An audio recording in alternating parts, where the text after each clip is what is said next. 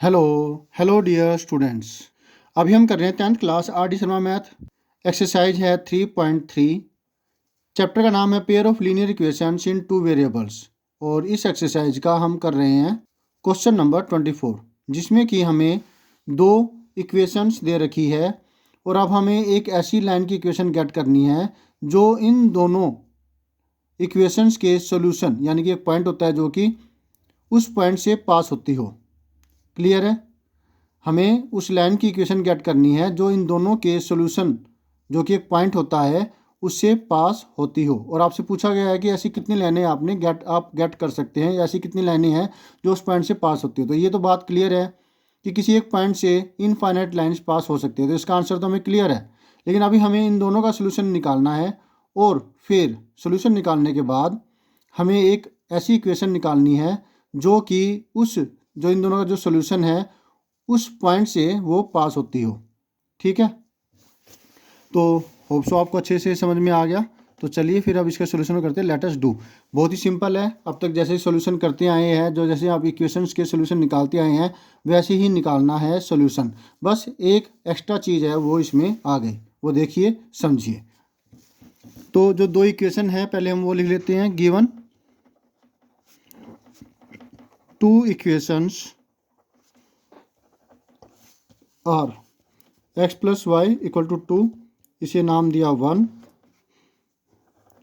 2x minus Y equal to 1, इसे नाम दिया 2। इन दोनों को ऐड कर देंगे तो ये क्या होगा, y एलिमिनेट हो जाएगा। ठीक है, adding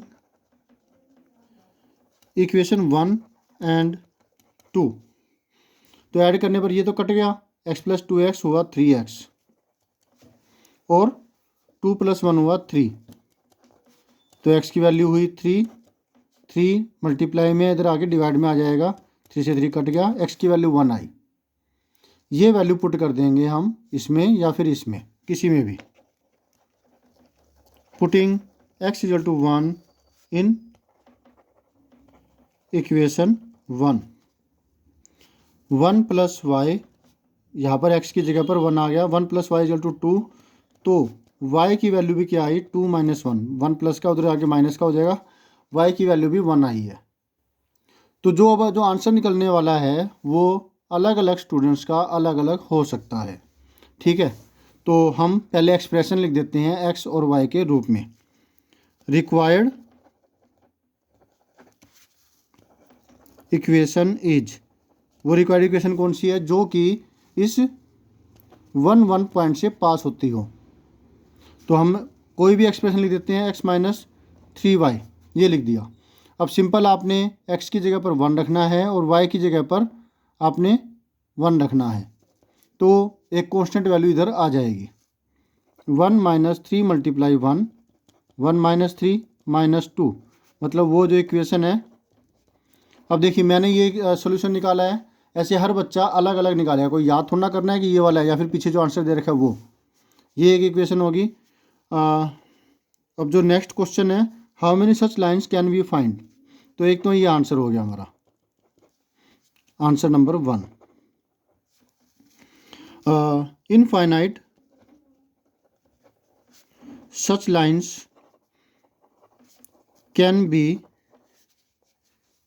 find, can be found, FOUND, get की जा सकती है इनफाइनाइट लाइन्स इसी प्रकार की। तो ये दो हमारे आंसर हो गए। सो आपको अच्छे से सारा समझ में आ गया। फिर भी कोई डाउट हो तो कमेंट करके पूछिएगा। तो thank you students for watching your own video. In the next video में जिसमें हम करेंगे next solution. Always have a great time. Bye.